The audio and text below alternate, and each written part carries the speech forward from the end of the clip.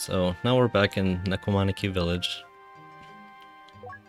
and I did a little bit of organizing and another run of explosion rocks on veteran difficulty to get Doltanuki and Wolf's Head, just the level 1 versions, because I decided that the previous part, the equipment we made in the previous part was a little too strong, so it's probably more helpful if I use base equipment for this next part. I'll show you what the items, like the item selection I made in just a minute, but first I want to show you that you can synthesize stabs as well as equipment.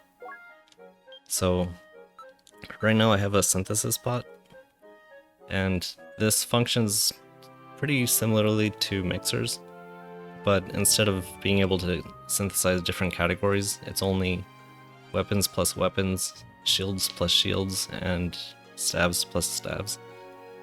And when synthesizing stabs, you have to make sure that the staff, like all the stabs you want to synthesize, have the exact same name. So in this case, I have a bunch of paralysis stabs, and if I insert them all, it adds the uses together, so now I have a 22 use paralysis staff.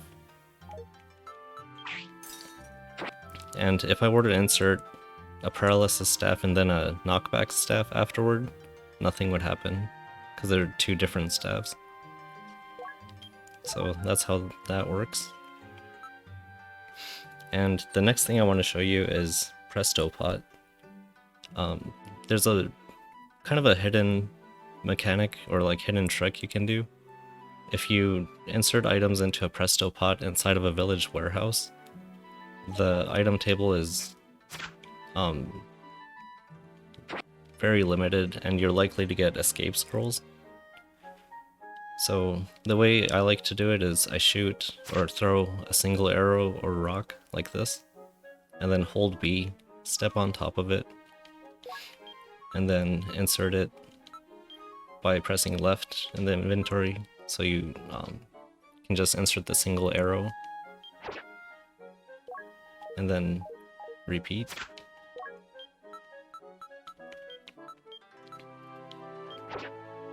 And you want to be careful not to accidentally insert your main equipment, because if you just press A twice, it's going to insert the item at the top of your list, which is most likely your main weapon.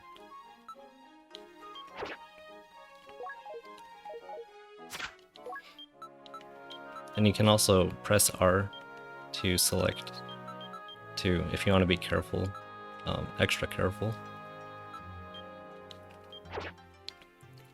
So as you can see, we got a bunch of escape scrolls, which can be used similarly to undo grass, but it just doesn't revive you. So that's nice. I'll just keep these in storage for now.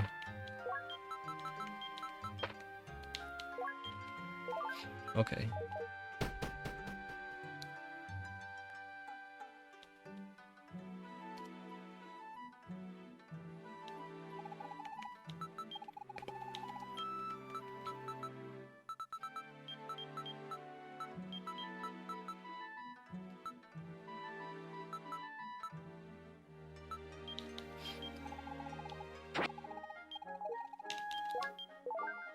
Forgot what I withdrew.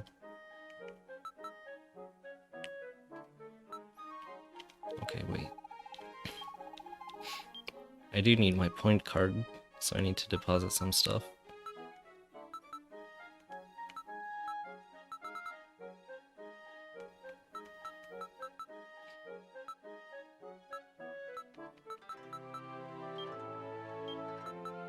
Maybe don't need Autogiri, so, and I guess 4 to 8 pot.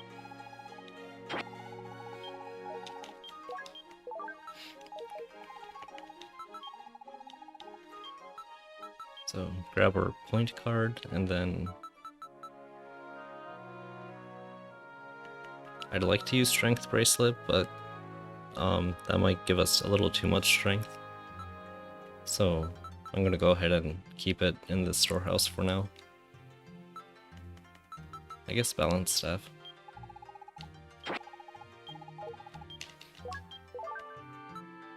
Okay, that looks pretty good. So what I have in preparation for the third tower and deeper run now,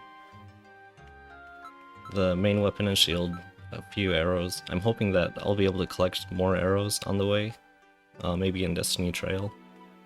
And one peach. I'm going to keep this outside of a pot and let it turn into a rotten peach. That way I can throw it at the first boss to lower its attack power and defense for a number of turns. And upgrade seed I'm going to use to hopefully upgrade the Doltaniki and Wolf's Head a little bit before we get too deep into the dungeon. Strength grass, increased strength to give us higher damage output. And just some scrolls to help in different situations. Confusion is usually used if you start in a room with lots of enemies, and fear if you step on a trap called Summon Trap. We'll probably step on one at some point, so I can show it then. Either that, or if you get attracted by fear rabbits, that's another good item for that situation. Paralysis Staff, just to completely disable one monster. And 22 uses is quite a few, so should give us a pretty big advantage toward the end. And in these pots, I have a lot of food items and revival grass.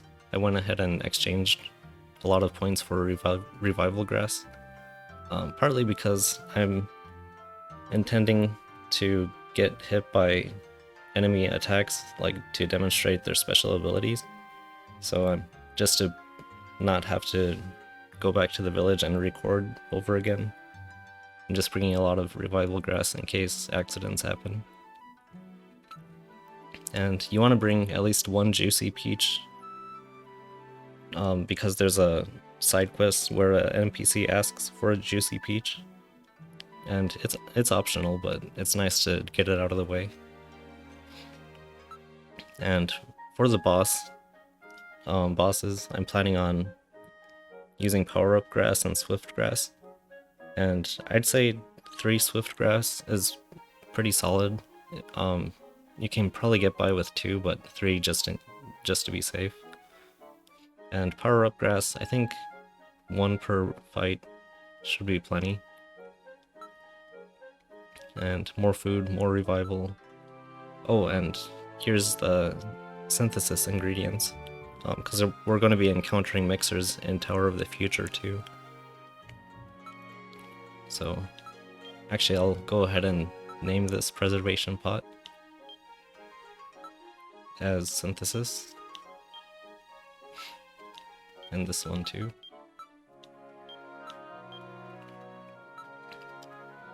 And a few utility staves just in case, and a few more scrolls.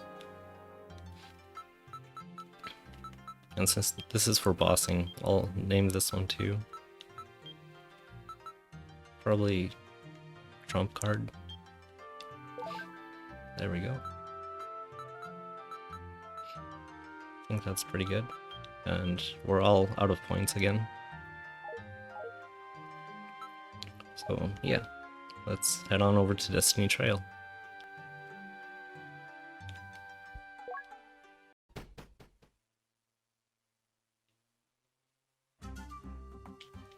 So this is our third visit to Destiny Trail, and I'm gonna go ahead and use the strength grass I've been saving, because this is going to be our last trip through the main story dungeon.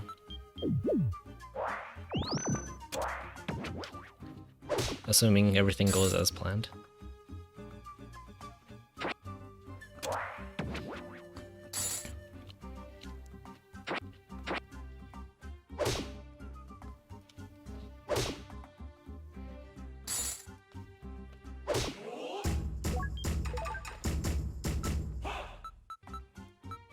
I'll go ahead and plate my shield. And what I'm hoping to get before we leave Destiny Trail is Warp Grass, because anti-floating is a really powerful rune that applies to a lot of story monsters. So hopefully we find it on the ground, but if not, I might have to do a little farming with grass kids on the 4th and 5th floors.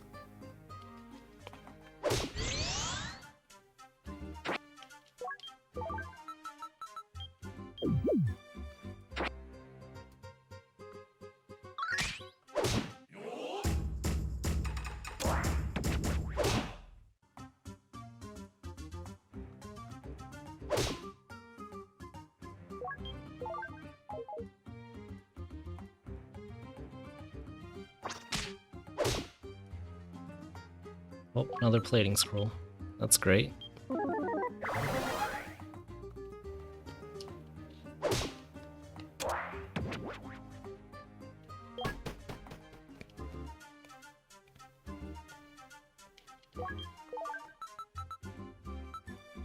Let's see, I have 3 confusion scrolls. That is quite a few.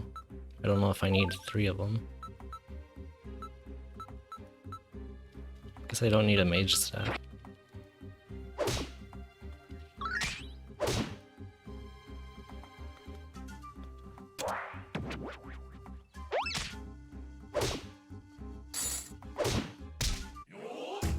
Uh-oh. This peddler is now angry at us because a column ran into it. That's pretty unfortunate because some shop items probably would have been pretty nice.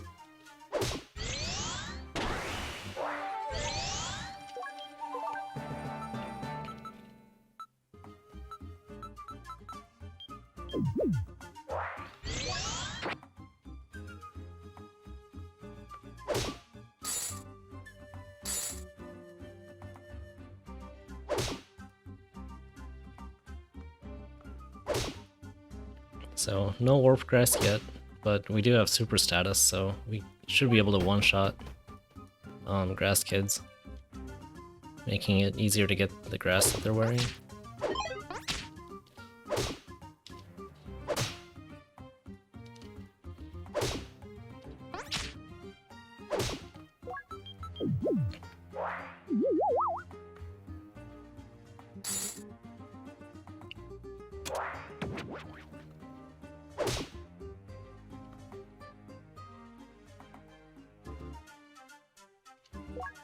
Synthesis pot.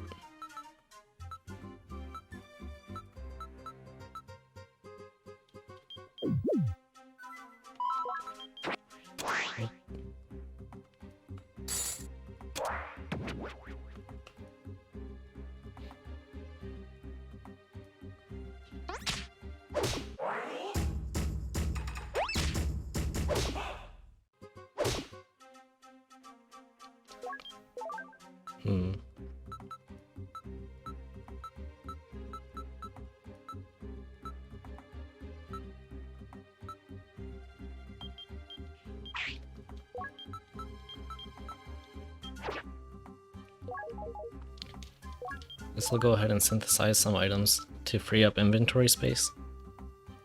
So we want to use Doltaniki as the base for sure. And we can add anti-drain.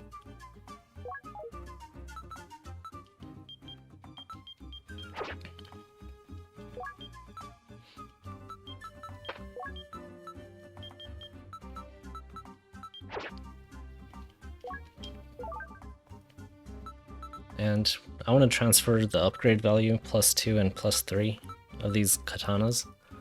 But one thing you have to be careful of when an item is cursed, blessed, or sealed.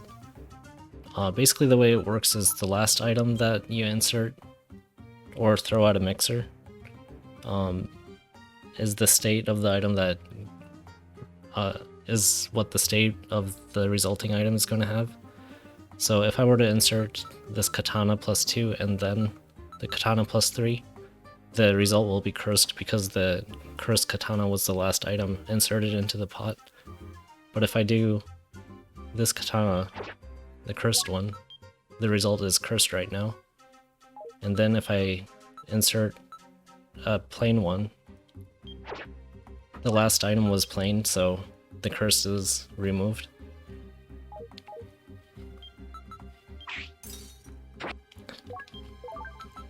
Hope that made sense.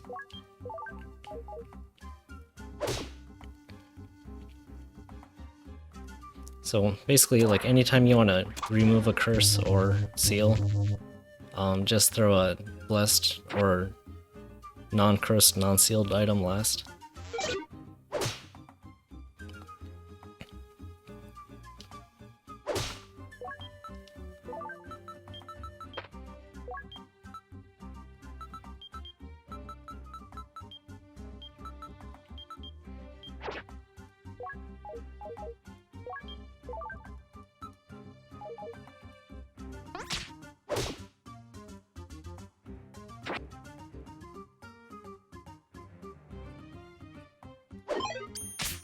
And when you fight grass kids, if you keep an eye on your current HP and max HP, right now I'm 30 out of 33.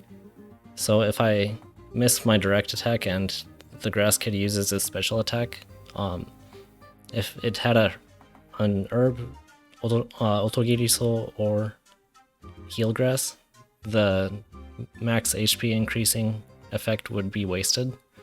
So to make sure I get the benefit from that if it happens, I retreat a few steps and make sure my current HP and max HP are the same. That way you can ensure you get the benefit from the grass kid special attack.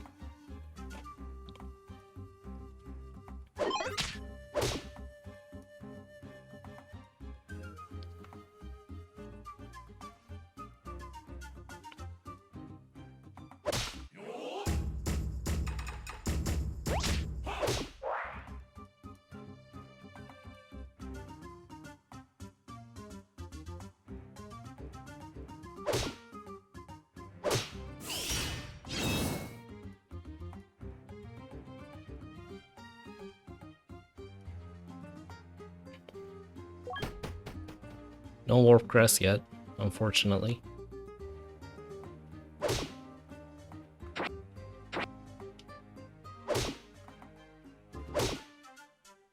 Oh, there we go.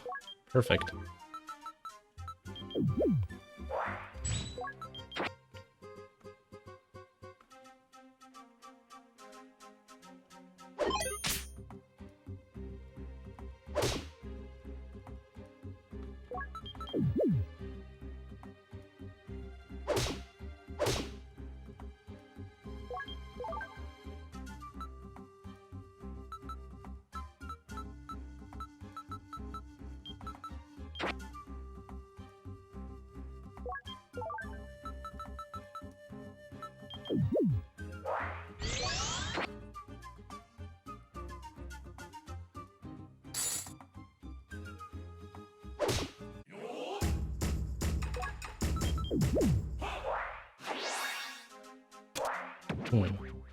I wonder if we can find some arrow traps before we move on.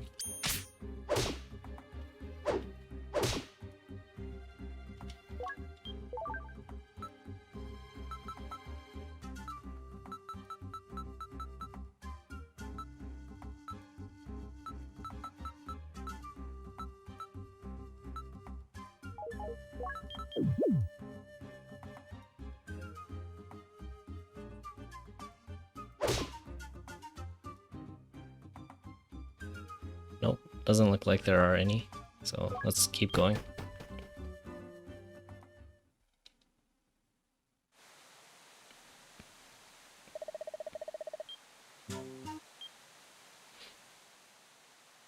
So now it's time to go to Tower of the Future.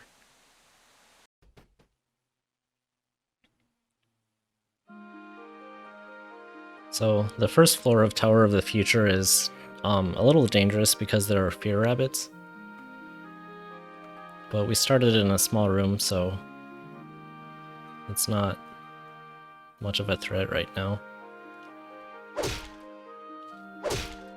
And Polygon Spinas are drain types, so since we synthesized the anti-drain rune with the drain dagger, we just dealt extra damage to it. Oh, that's pretty painful. I think I'll let Jirokichi fight him.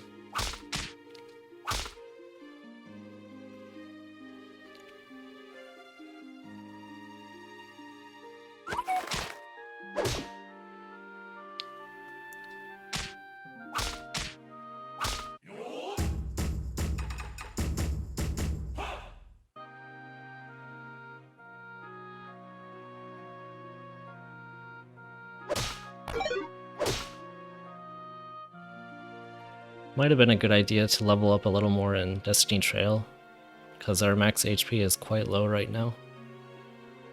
I have to play pretty carefully.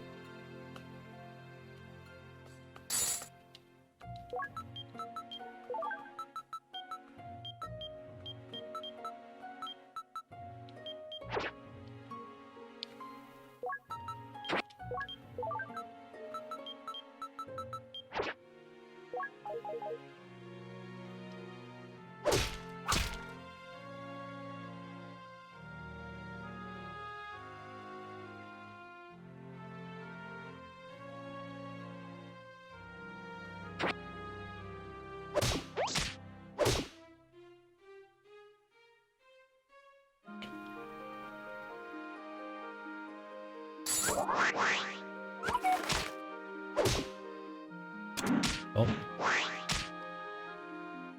So this isn't good. We're separated from Jirokichi and I lost super status.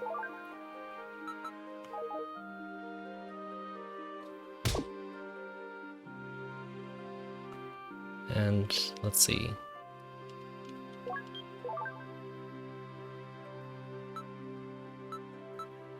I think I'll go ahead and paralyze the Acrid Nut, because if both of these hit me, I'm probably going to collapse within 2 turns. But I can take on the Fear Rabbit on its own. And it won't use its special attack when it's adjacent to me.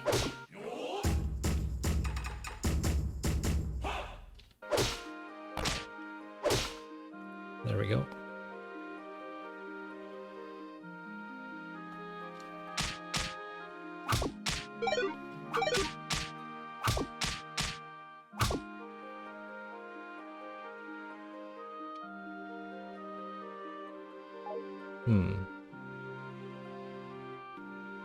I think it should be fine if the Fear Rabbit attracts us, because the Cheerhams don't attack us.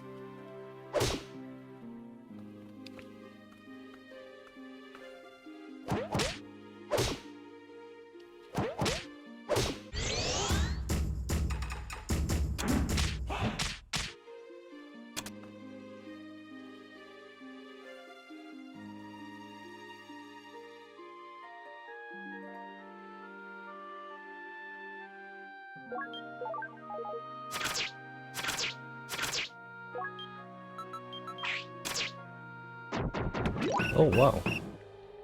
Okay, so this was actually a monster house, and there are a few different types of monster houses, and the most common is it's the monster house is generated at the start of the floor and it's visible. And this one is called re-entry, where there's a room and nothing seems to be out of the ordinary, but once you leave the room and re-enter it, a monster house pops up. And the third type is just a pop-up monster house while you're walking through the room, kind of like stepping on a hidden trap, but it's not actually a trap. So anyway, let's think how we're going to deal with this situation. There are 3 Fear Rabbits, so I can't retreat into a hallway.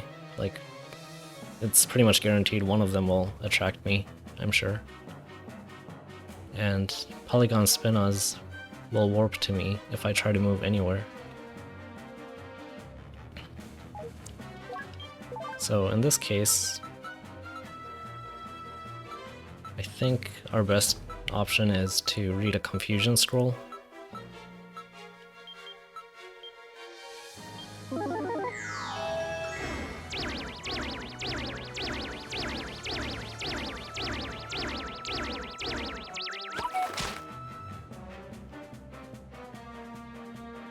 And hopefully the board kappa doesn't defeat a different monster and level up. But now we can make our escape.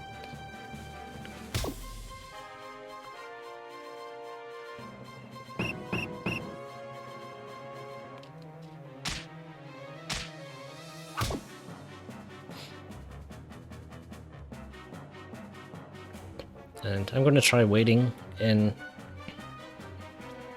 just a room that isn't quite close to the monster house to see if we can thin out enemies as they funnel through the hallways.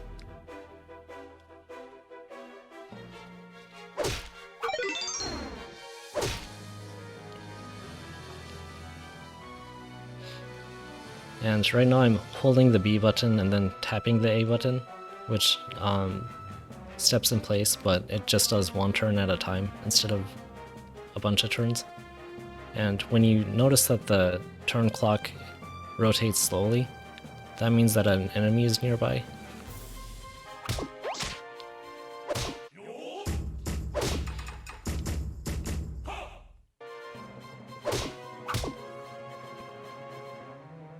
And when it's quick like that, it means that there aren't any characters nearby. But now there are, because it's going back to the slow style.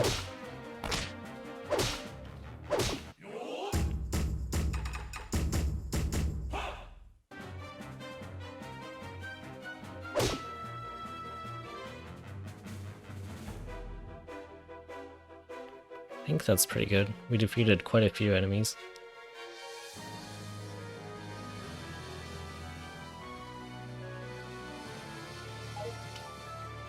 And you always want to check for traps in monster houses because the ground tiles are pretty much full of traps.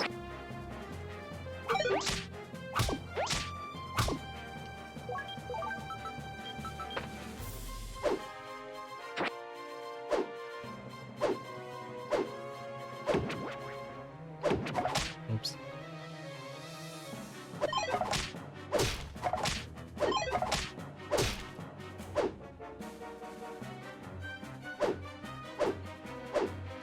It's a little tedious, but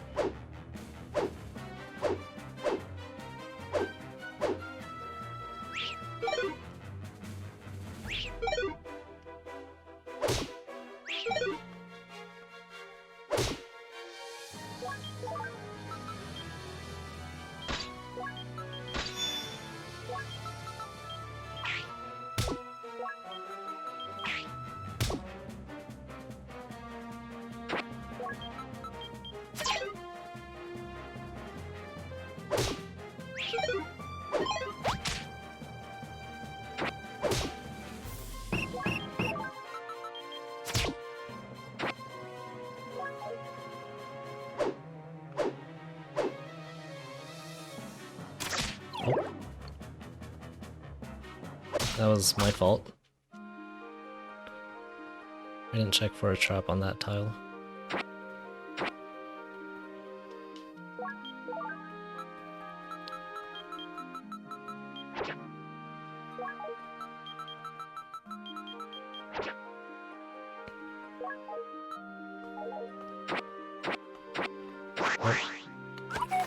So I should be keeping an eye on the map for red dots and using the scout command.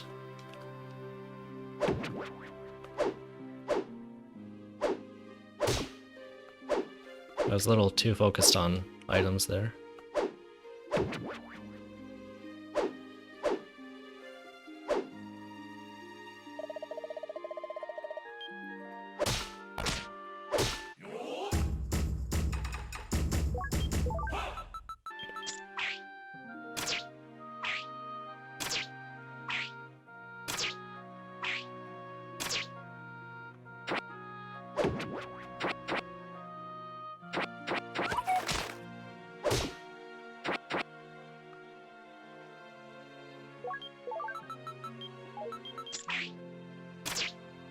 Nice chance to collect some arrows, at least.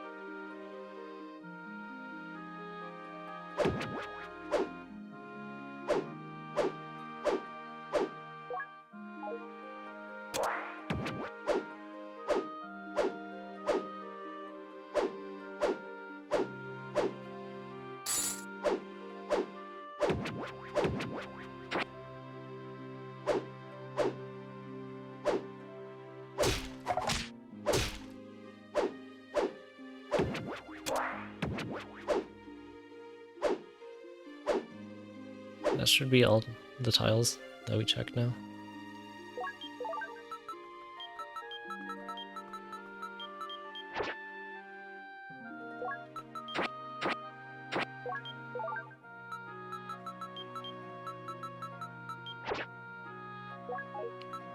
I'll go ahead and try equipping that.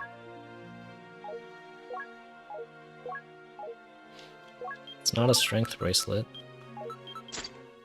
Oh, it's a cannon arm bracelet. So when you name items, if you've identified them in the past, you can select the book option and then just choose it from a list instead of inputting it manually. So just a handy shortcut.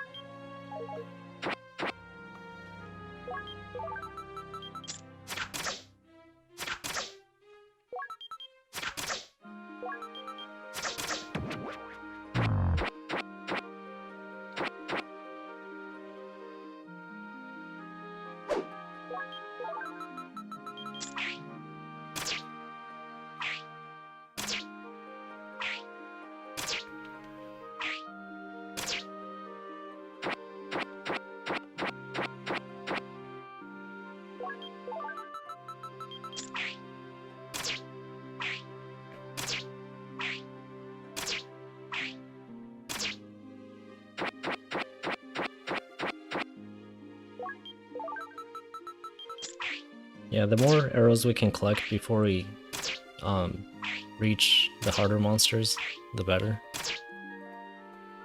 So it is a bit tedious, but it's important to do these little steps. So we just got super status, so I'm gonna go ahead and eat an onigiri, even though we're not starving yet. Just so I can hopefully maintain it for a while.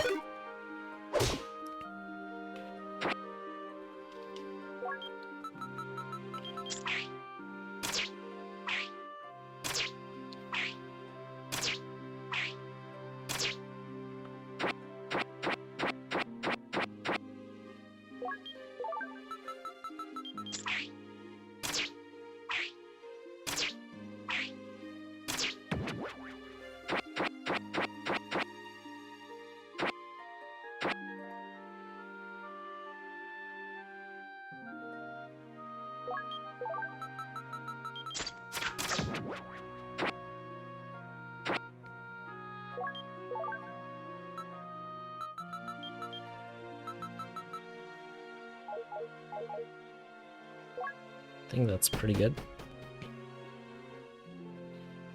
And fear rabbits don't spawn on the second floor, so it's a little safer than the first floor.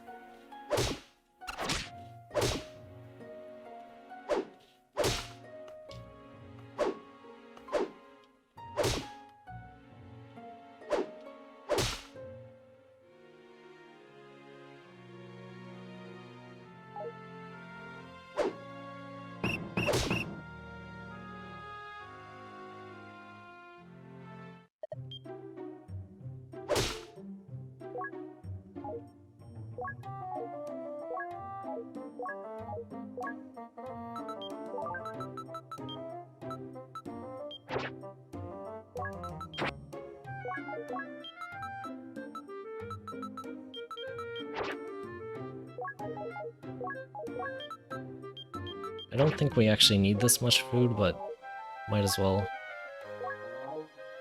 buy some. And both our weapon and shield are plated, so we don't need plating scrolls.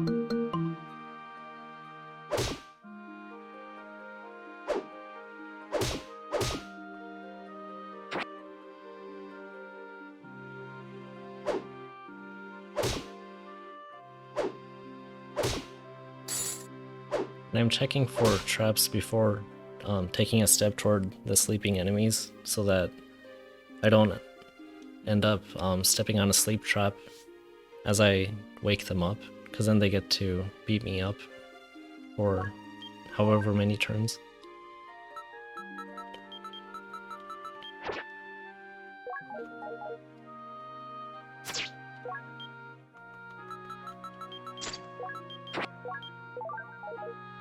Let's go ahead and check out this Presto pot.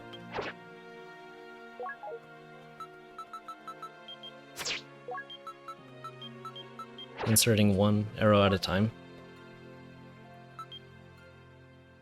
So nothing too exciting. I think I'll go back to the shop and sell it.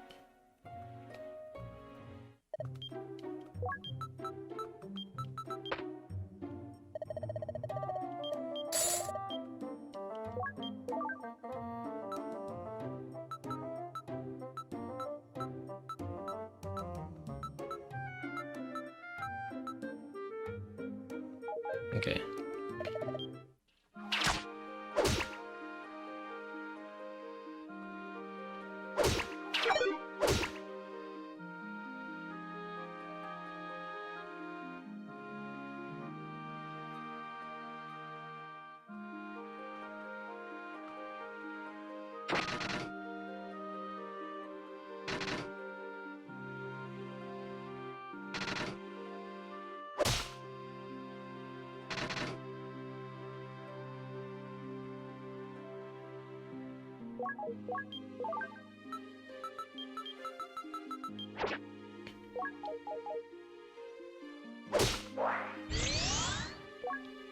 And the next floor.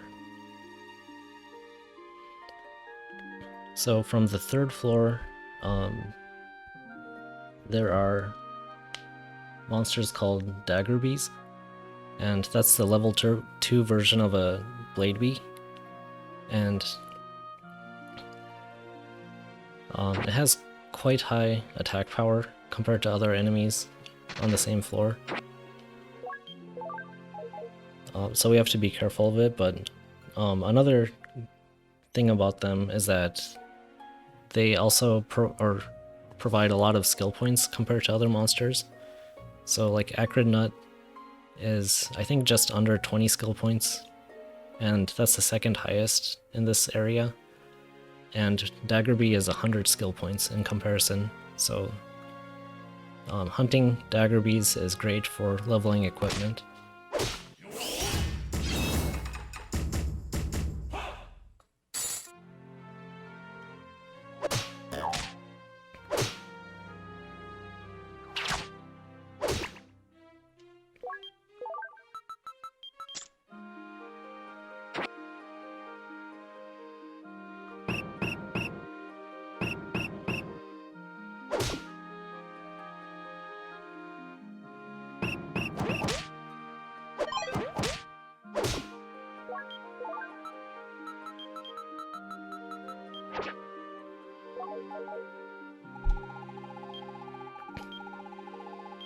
let's see what this NPC gives us.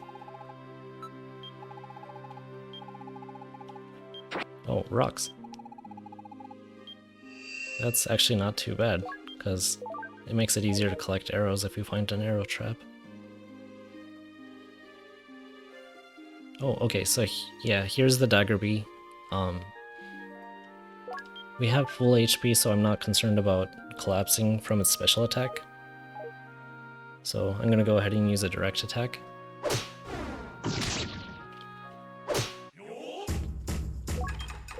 And yeah, that was that, I guess.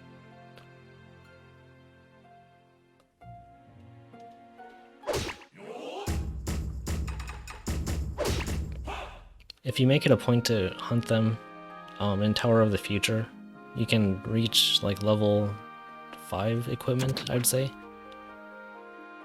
pretty quickly.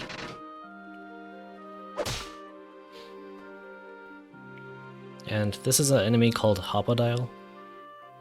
What it does is it moves kind of like a chess knight when it, in terms of like L-shaped movement.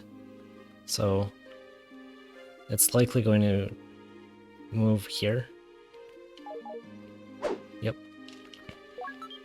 And if you're on a destination tile within the range of the L-shaped movement, it does a mounting attack, which just deals a fixed 10 damage.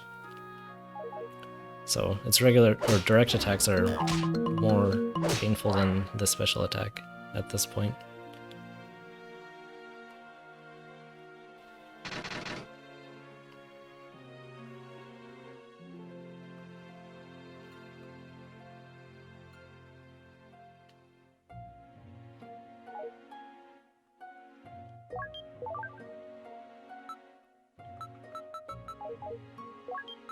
I'm gonna throw a rock so that... Oh wait, we have Swift status right now, so I don't need to. I was gonna say I want to soften it so I can defeat it in one direct attack to make sure I get the skill points for it.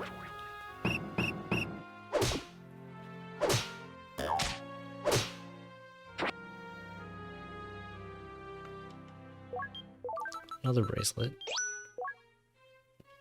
Looks like this is a strength bracelet, because right now our strength increased to 13 out of 14, and before it was 10 out of 11. So I'll go ahead and equip that.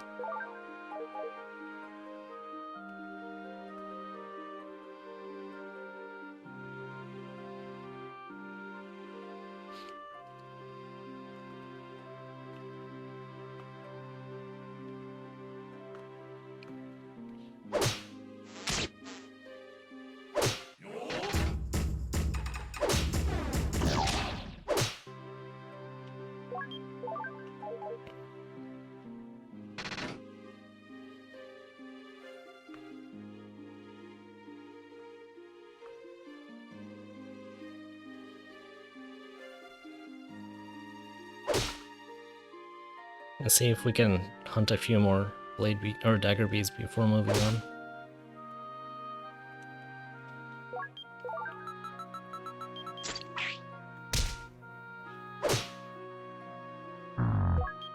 We're already up to 3 out of the 6 gauge progress meter things.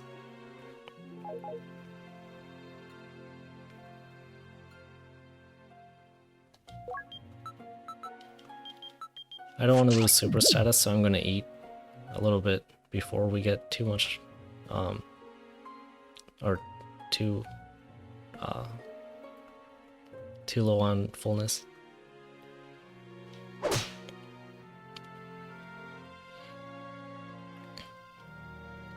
I have to say, I'm still not used to thinking and talking at the same time, kind of doing this ad-lib.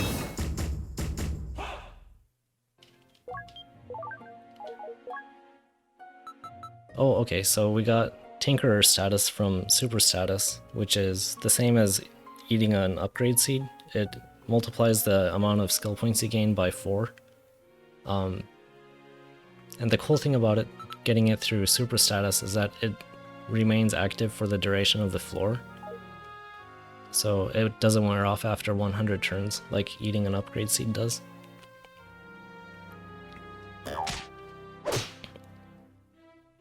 So that means this is a really great chance to level equipment now.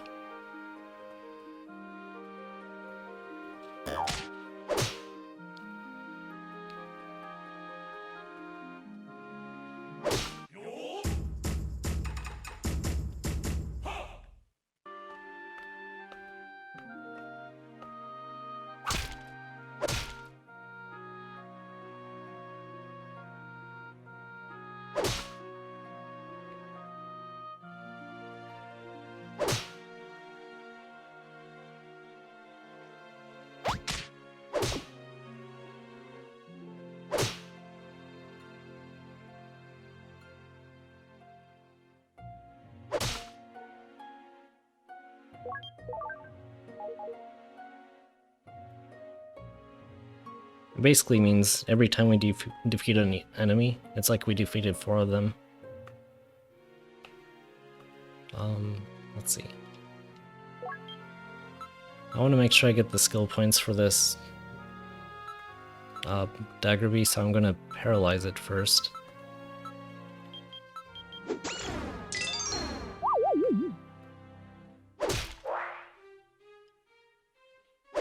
Okay, there we go.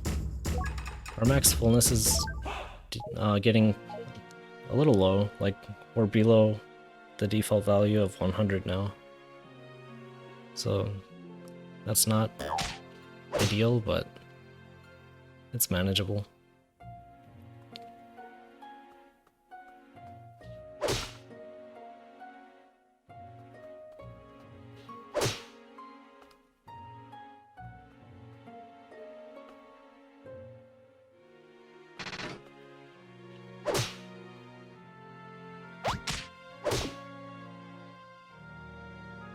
Oops.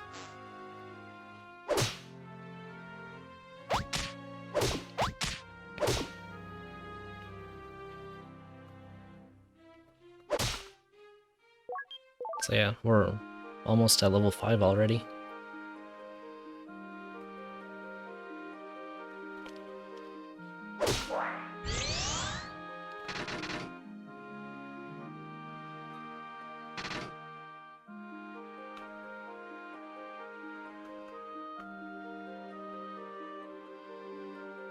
Keeping an eye on my fullness, because I don't want to reach 20 and risk losing super status with a hunger message.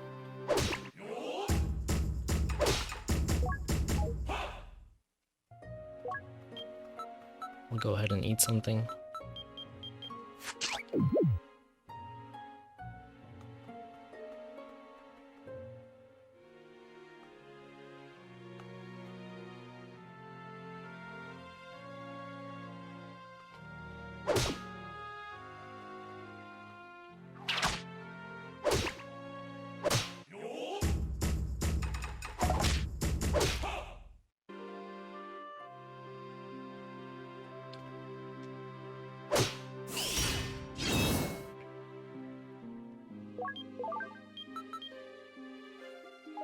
I think that's pretty good. Let's go to the next floor. So from the 4th floor and 5th floor, mixers spawn, and they have a much higher spawn rate than Tower of the Present, so it's not going to be a struggle to synthesize equipment if you do it here. And there's also another monster I want to talk about, but since it's not in sight yet, I'll focus on that when the time comes instead.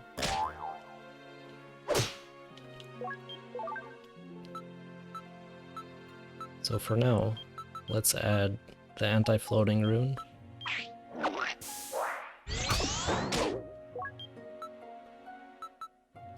By throwing the weapon and then warp grass.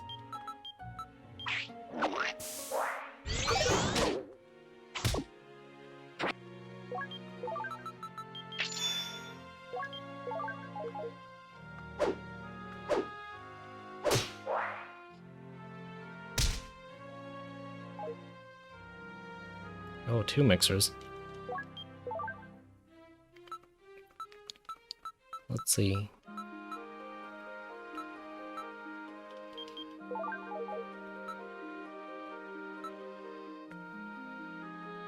We have a lot to synthesize, but I think I'll go with anti-metal next,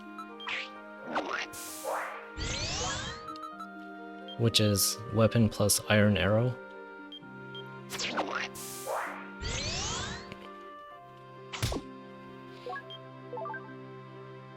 And let's see if I have a knockback staff. Nope, I don't. Okay, in that case,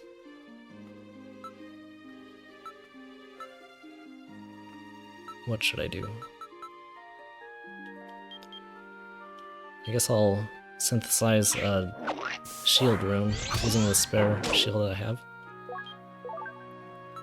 So shield plus dragon grass is anti-fire, which halves the amount of damage you receive from fire damage, or fire attacks.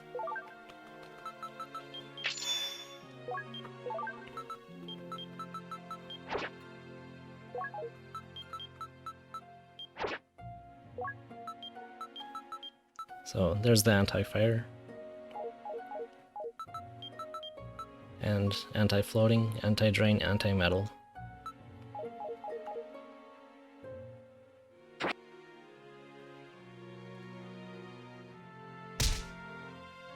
Yep.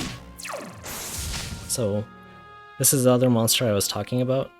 It's called Foley, and it's Swift 1, so it moves twice per turn and attacks once. And it has a unique special ability where its body color changes after a number of turns. And it starts out with red, which nullifies direct attacks and then reflects the damage back at you. And I think it ignores shields, but I'm not 100% sure on that. And then it switches to green, which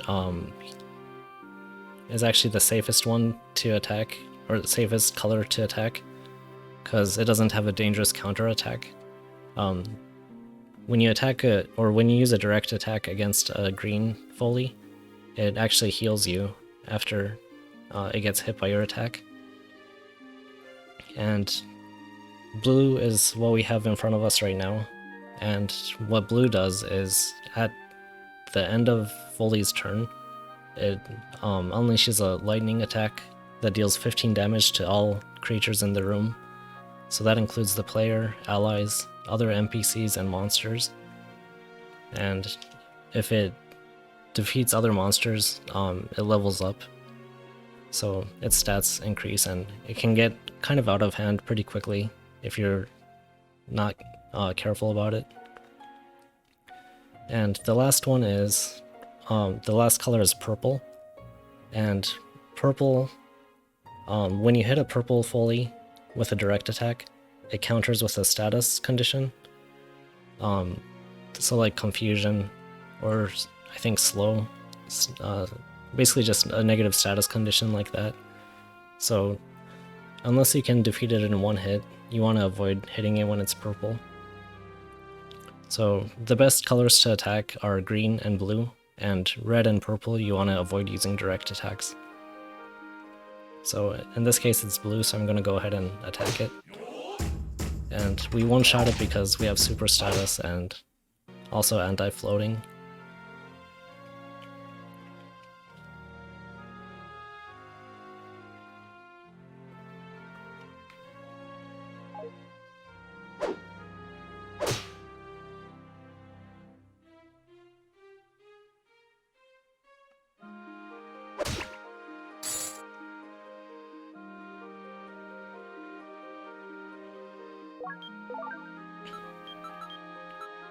So mixers can usually, level 1 mixers can usually only eat 2 items before they're full, but if you throw a stomach expander, you can increase that to 3 items. So it says mixer can now drink more items. That means that it can eat up to 3 items now because it adds 1 to it.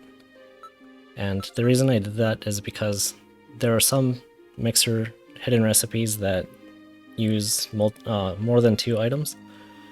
So in this case, shield plus perception grass plus perception grass, it creates a rune called Agile, which increases your evasion against direct attacks. So I'll go ahead and synthesize that. And it has to be 2 perception grass with a shield, it can't be just 1.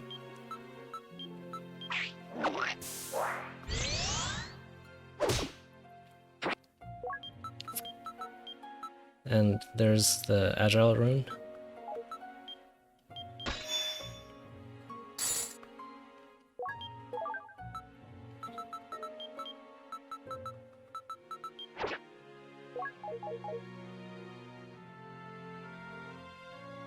Oh, here's Foley again.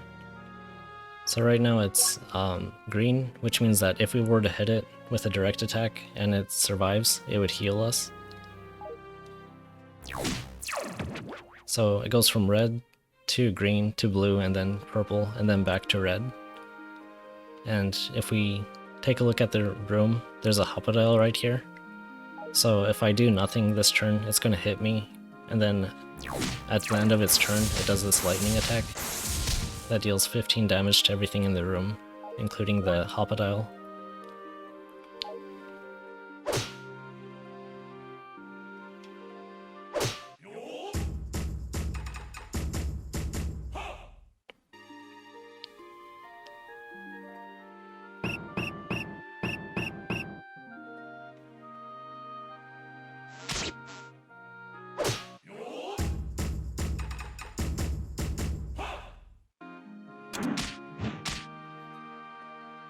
I should probably be checking for traps, honestly, because we have Tinkerer status, which is excellent. It'd be a shame to lose it.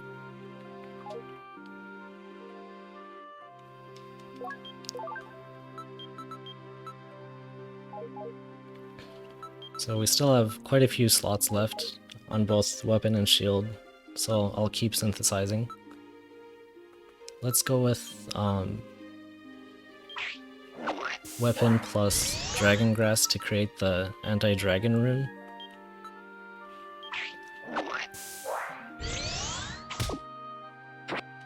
That lets us deal additional damage toward dragon types like Hopadile.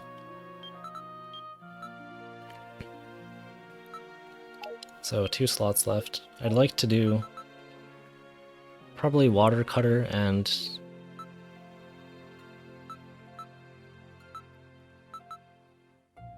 maybe intentionally collapse with a Revival Grass again to make weeds and do anti-plant. I think that'd be good.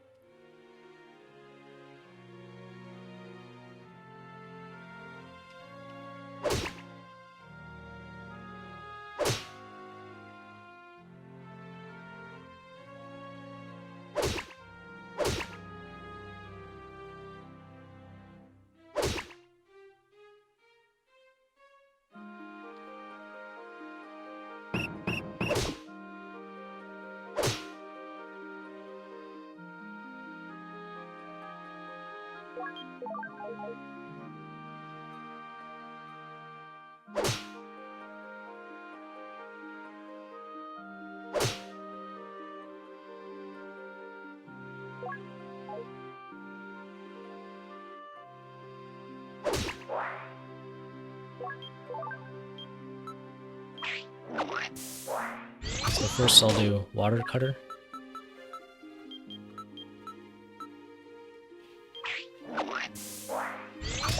And that gives us the anti-aquatic rune, which is effective against Hopadile, Board Kappas, Kid Squids, and other aquatic types.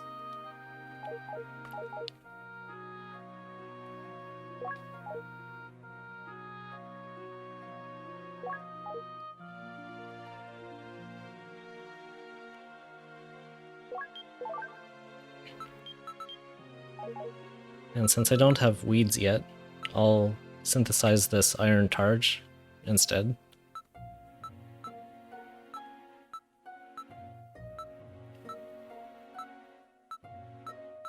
Yeah, let's do that.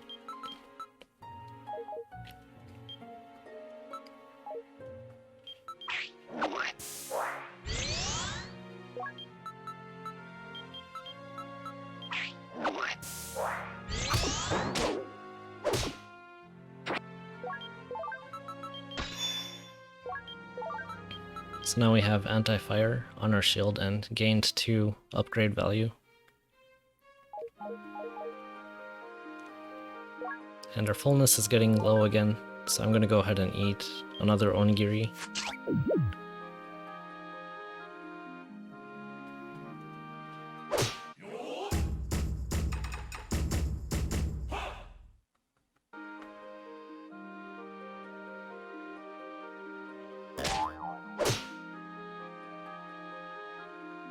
And the type effective runes stack between the anti-aquatic and anti-dragon, so you can see we did a ridiculous amount of damage to Hopadile since we have 2 type effective runes on top of super status now.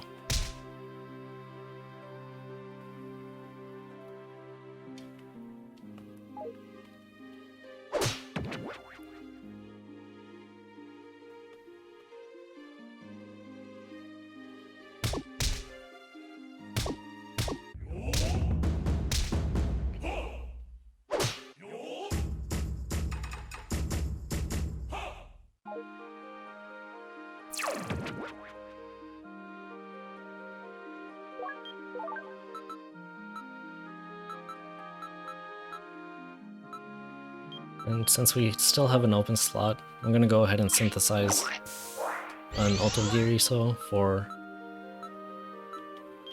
I think it's called Uplifting, but it increases max HP by 10. And that's a fully 3, so I don't want to pick up my shield because it's going to attack if I do that.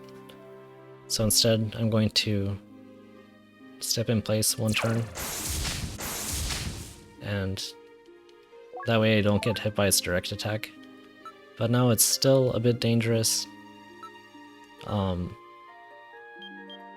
if I miss my direct attack and unable to one-shot it. So I'm going to swing a transient staff and send it to the stairs and then paralyze it.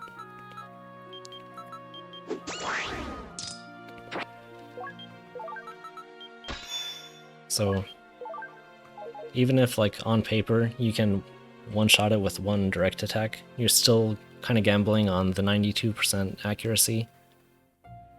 And sometimes that's not a good idea. Well, oftentimes it's not. It's better to take the lower risk option. So now we have Uplifting. And 1 more rune slot left for Doltaniki.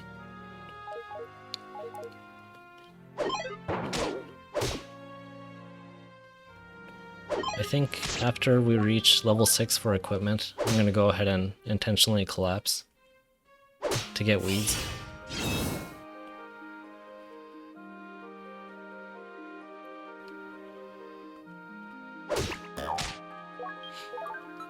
So here we go.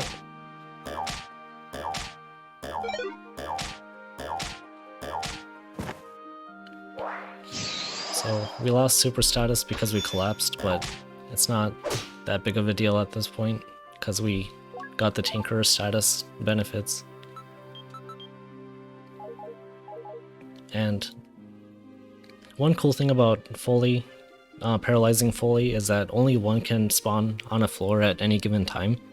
So if you paralyze it, that means that Foley, like, no new Foleys can spawn, and the Foley that is on the floor can't do anything, so it basically just takes care of the Foley for that floor.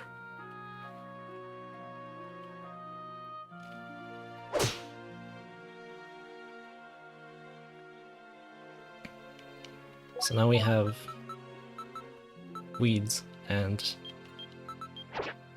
we just need a mixer.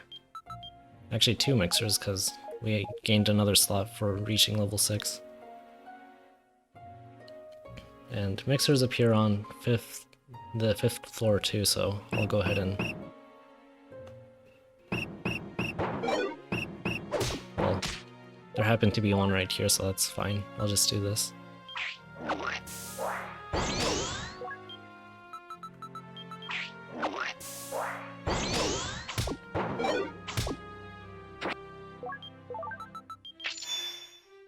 So now we have anti-plant. And the last one I'm going to synthesize, since we have an additional slot, is weapon plus perception grass to make anti-cyclops. But I'll do that on the next floor.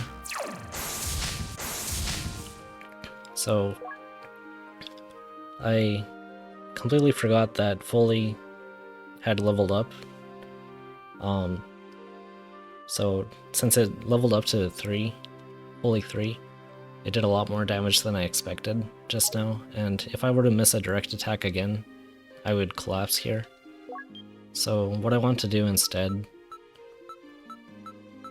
is probably just paralyze it again, and then try again after healing.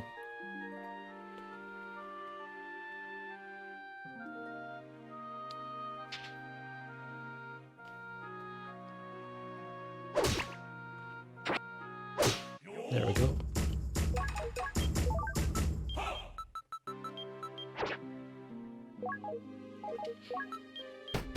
So we just need one more mixer and then we're done synthesizing.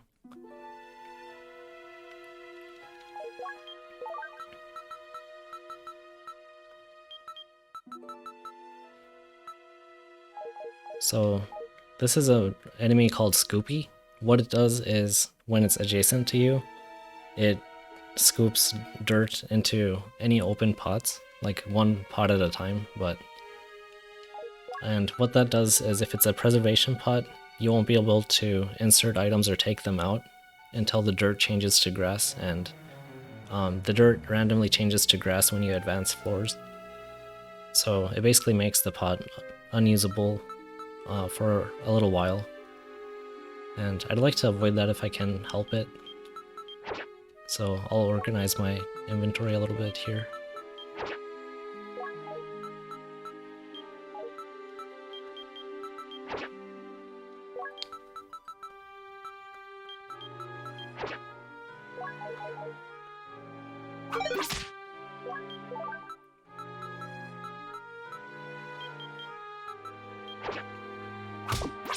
And another way you can protect pots is by placing the pots down on the ground,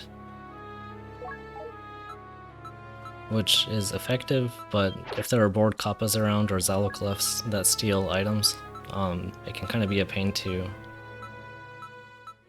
reclaim items as well, so I prefer to just make sure the pots are full instead.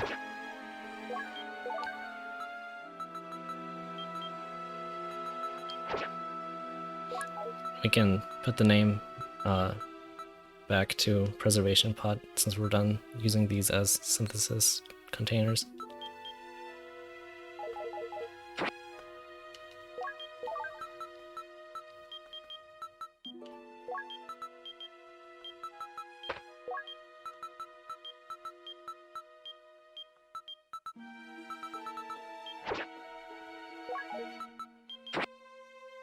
And this is a Zalocleft. It's similar to Frago. It goes toward items, and when it picks up an item, it warps to a different room and runs away from Shiren. And right now there's an item to the left here, so if I step back this way, it's going to ignore me and prioritize the item. But if I get close to it, it's either going to watch me and do basically do nothing, or it's going to steal an item from my inventory and warp. So to avoid that, one thing you can do is throw an item that you don't need and have it take that instead.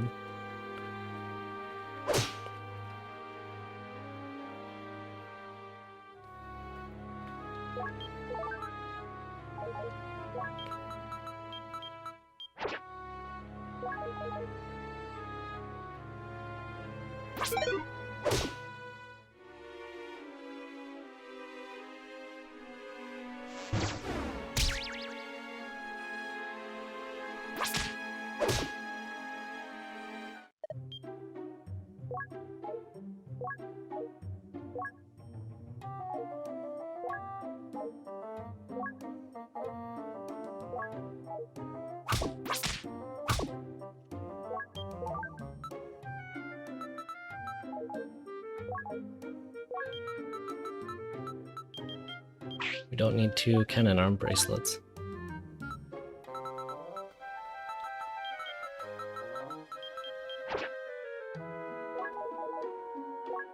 I'm gonna go ahead and see what this bracelet is.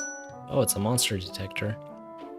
What that bracelet does is it lets you see the positions of enemies on the map. So if you look at the map, you'll see a bunch of red dots right now. And if I unequip it, the positions go away. So it's actually one of the most powerful bracelets in the game, because it lets you detect enemies in hallways without running into them blind anymore when you have it equipped. So I'm gonna go ahead and buy it, but I'm not gonna use it unless I actually feel like I need to.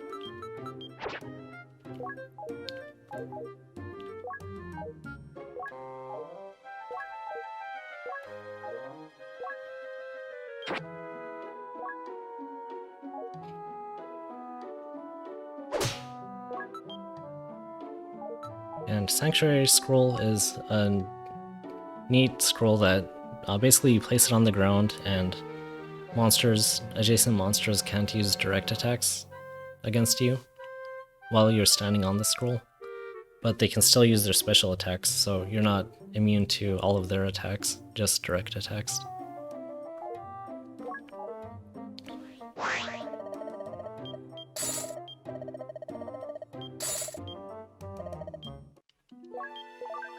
And cherry grass is a synthesis ingredient to increase the base stat of a weapon or shield by 3. So I'm gonna go ahead and synthesize that into my shield.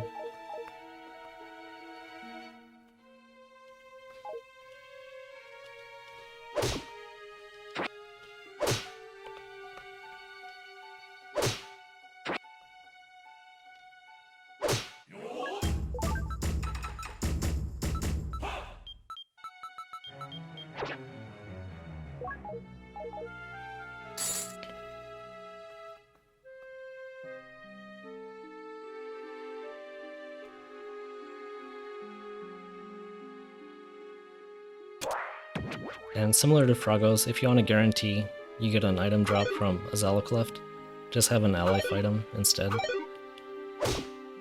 Because they can't steal anything from allies.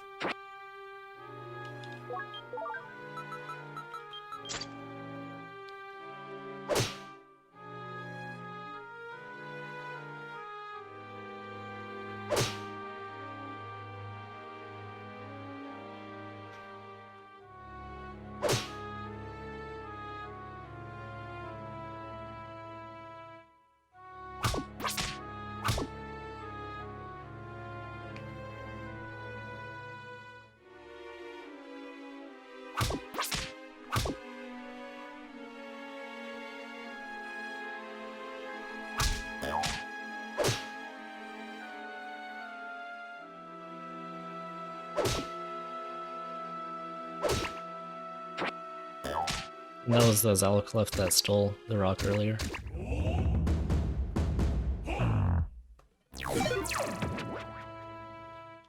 So, to make sure Foley doesn't get in our way when I try to synthesize using mixers, I'm going to use the transient staff again to send it to the stairs room and paralyze it.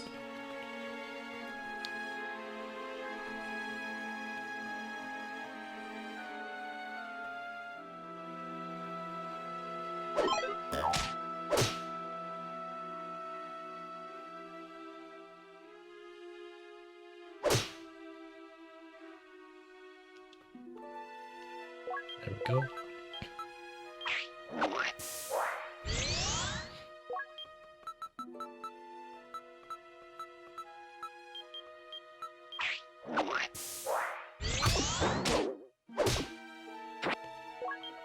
So now that gave us the Enhancing Rune, which increases the shield's base defense by 3.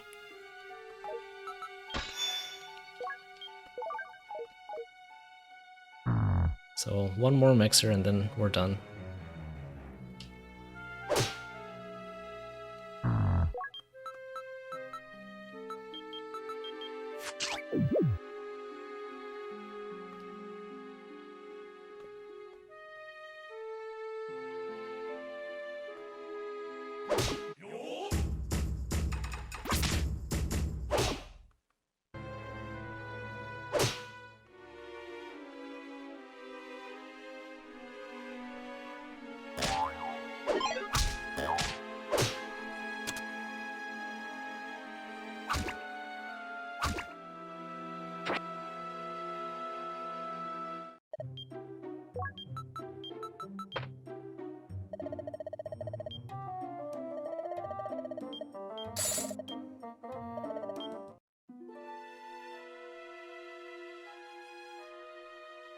Hopefully that won't take too long.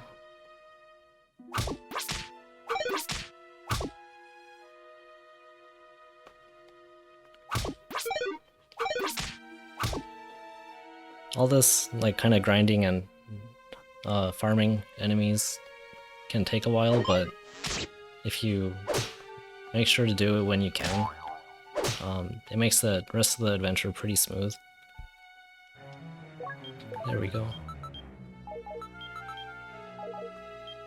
So weapon plus perception grass to make the anti-cyclops rune.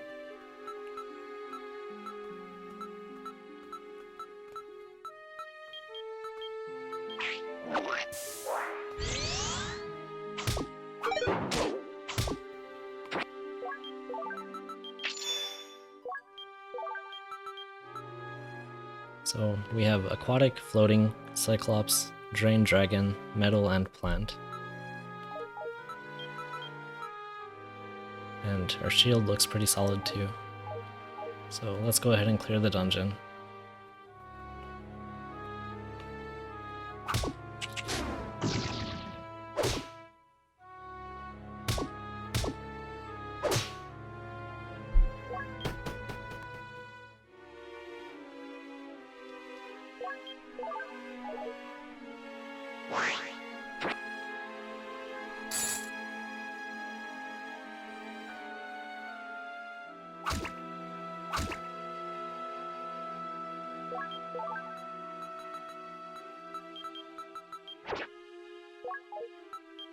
And this monster is called Yompi. What it does is it headbutts you and knocks you into the wall, if it'll do it.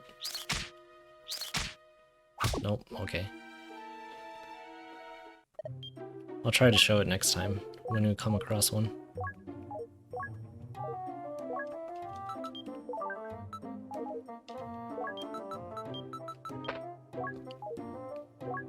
Oh, Diet Shield.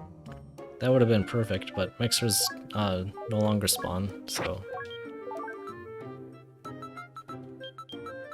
There will be a chance to synthesize it again toward the end, so I'll just keep buy it just in case. But what Diet Shield does is it halves your hunger rate, so instead of losing 1 fullness every 10 turns, you lose 1 fullness every 20 turns. So it's one of the best runes in the game, I think.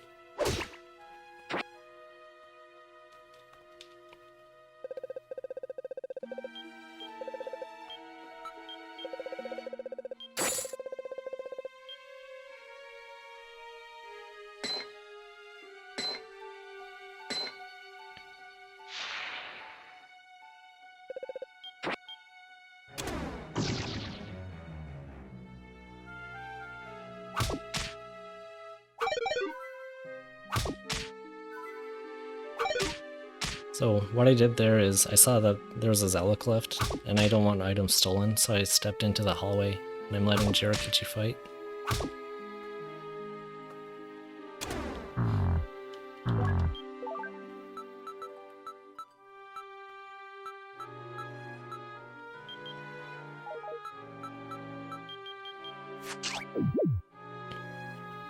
Oh.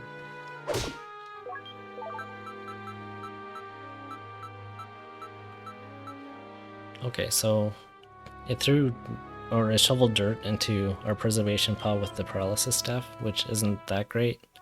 But since it's only one dirt, it shouldn't take too long for it to change into a grass item when we change floors a few times.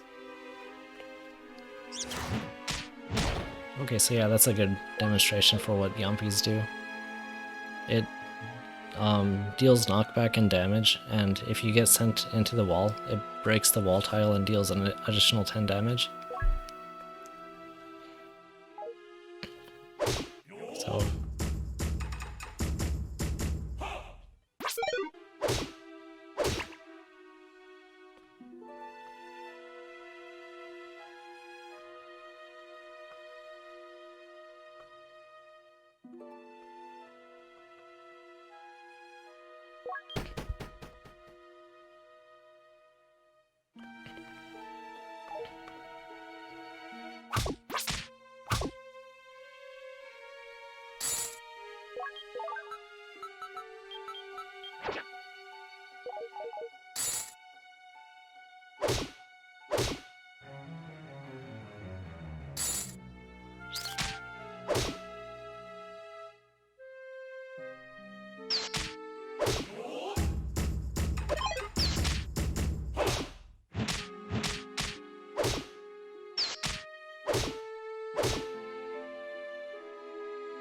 enemies aren't much of a threat right now because we have the type effective runes and a pretty solid attack value.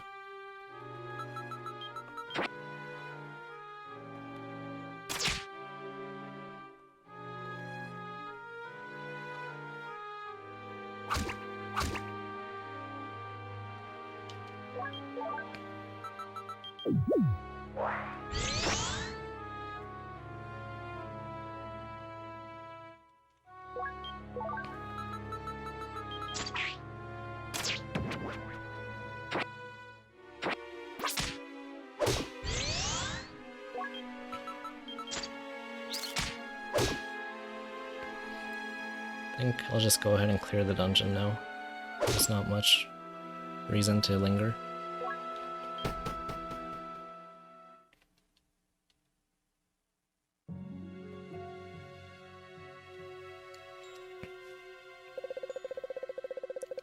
So, after this dungeon, or after the story scene, we reach a place called Herman's Hermitage, and it's the third village in the main storyline. So next time I'll show some of the facilities, and then we'll head to the next part of the main story dungeon.